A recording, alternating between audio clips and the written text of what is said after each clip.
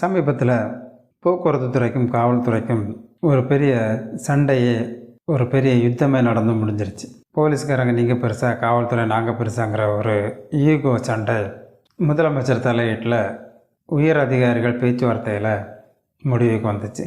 முடிவுக்கு அதுக்கப்புறம் இந்த சண்டைக்கு காரணமான காவலருக்கும் கண்டக்டருக்கும் காப்பியெல்லாம் வாங்கி கொடுத்து கட்டிப்பிடிக்க வச்சு, அப்புறம் வீடியோவில் பேச வச்சு, அந்த வீடியோ ஒரு வைரலாக்கி இந்த பிரச்சனைக்கு முற்றுப்புள்ளி வச்சாங்க. ஆனால் இப்படி ஒரு பிரச்சனை தேவையா? இப்படி ஒரு பிரச்சனைக்கு முற்றுப்புள்ளி வைக்க வேண்டிய அவசியம் இருக்கா அப்படின்னு கேட்டால் கண்டிப்பாக என்னை பொறுத்த மட்டும் இல்லைன்னு தான் சொல்லுவேன். அப்படிப்பட்ட ஒரு சம்பவம் எப்படி நடந்துச்சு, அதனோட பின்னணி என்ன, அதை பற்றி நம்ம பார்க்க போகிறோம். இணைந்திருங்கள் வா தமிழாவோடு. அனைவருக்கும் அன்பு வணக்கங்கள். இந்த சம்பவத்தோட பின்னணின்னு பார்த்தா, சென்னையை சேர்ந்த காவலர், இவர் ஆயுதப்படை அந்த இதில் பிரிவில் வேலை பார்க்குறாரு. சென்னையிலேருந்து ஒரு குற்றவாளியை நாங்குநேரி ஜெயிலில் கொண்டு விட்டுக்கிட்டு அப்புறம் மறுபடியும் சென்னைக்கு திரும்புகிறாரு. திரும்புகிற வழியில் நாங்குநேரிலேருந்து திருநெல்வேலிக்கு பஸ் ஏறுறாரு. அப்படி பஸ் ஏற சமயத்தில் அதோட கண்டக்டர் டிக்கெட் எடுக்க சொல்கிறாரு.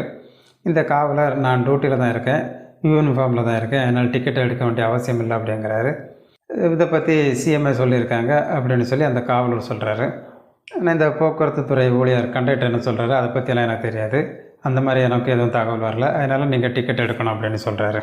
இந்த காவல்துறையை சேர்ந்தவர் சொல்கிறாரு, உங்கள் ஸ்டாஃப்னா ஃப்ரீயாக வர்றாங்கல்ல, நாங்களும் கவர்மெண்ட் ஸ்டாஃப் தானே அப்படிங்கிற இந்த மாதிரி பேச்சுவார்த்தைகள் அப்படி போயிட்டே இருக்குது. கடைசி வரைக்கும் அந்த கண்டக்டர் டிக்கெட் எடுத்தால் தான் பயணம் பண்ண முடியும் அப்படிங்கிறாரு.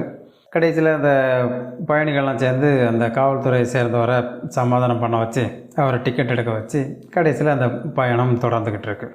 ஆனால் இந்த சம்பவத்தை வீடியோ எடுத்து சமூக வலைத்தளங்களில் பரவ விட்டாங்க. ஆனால் இந்த வீடியோ எடுத்து பரவ விட்டது அந்த போக்குவரத்து துறை ஊழியர் கண்டக்டர் தான் அப்படிங்கிறாங்க. அது யாராக இருந்தாலும் துறை ரீதியாக நடவடிக்கை எடுக்கணுங்கிறது தான் மக்களோட எதிர்பார்ப்போம். இந்த வீடியோ சோசியல் மீடியாவில் பயங்கரமாக வைரல் ஆகுது. டிவி சேனல்கள்லையும் பயங்கரமாக பேசிகிட்டு இருக்கிறாங்க. இந்த சம்பவத்தோட எதிர்வினை அடுத்த நாள்லேருந்து தெரிய தொடங்குது. அங்கங்கே பஸ் எல்லாம் நிப்பாட்டி கரெக்டாக சீட் பெல்ட் போட்டிருக்கா, இல்லை ஆவணங்கள் சரியாக இருக்கா, இன்சூரன்ஸ் இருக்கா, லைசன்ஸ் இருக்கா, அப்புறம் ஓவர் ஸ்பீடில் போகுதா, கரெக்டான இடத்துல பஸ் நிற்குதா அப்படின்னு சொல்லி செக் பண்ணி ஏகப்பட்ட ஃபைன் அந்த போக்குவரத்து துறைக்கு காவல்துறை அடிச்சுக்கிட்டு இருக்கிறாங்க.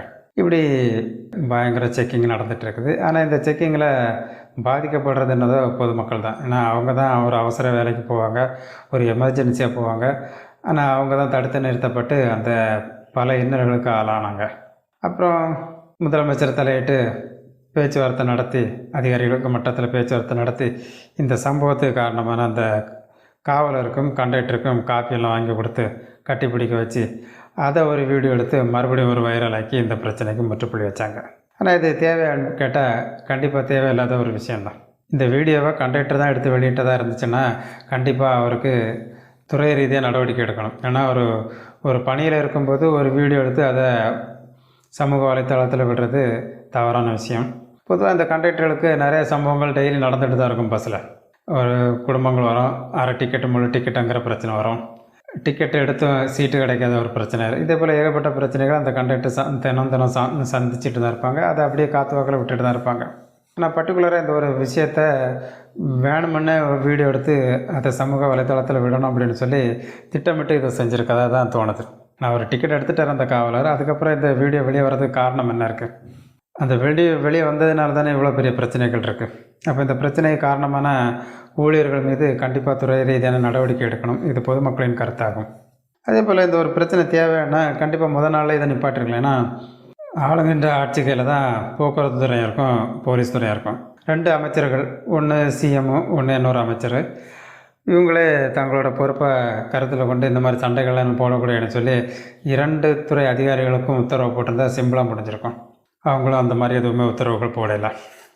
போக்குவரத்து துறை ஹையர் ஆஃபீஸரோ இல்லாட்டி காவல்துறை ஹையர் ஆஃபீஸரோ பொதுமக்களோட நலனை கருதி இந்த மாதிரியெல்லாம் இனிமேல் சண்டைலாம் போட்டுட்ருக்கக்கூடாதுன்னு சொல்லி முதல் நாளே உத்தரவு போட்டிருந்தா இந்த சண்டை வந்திருக்காது.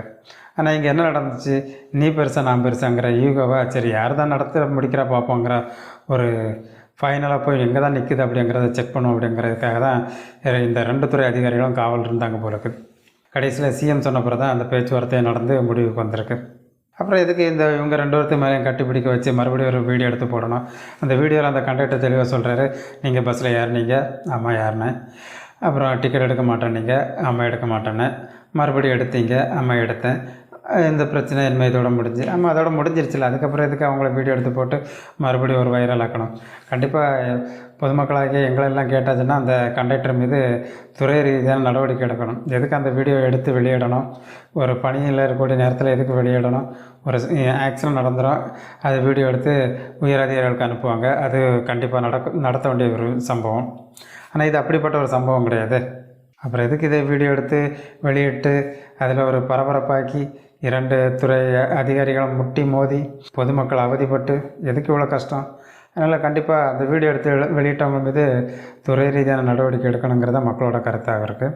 அதே போல் இந்த போக்குவரத்து துறையும் காவல்துறையும் மக்களுக்கு பாதுகாப்பாக இருக்க வேண்டியவங்க. நீங்களே உங்களோட பொறுப்புகளை உணர்ந்து செயல்பட்டுருக்கணும்.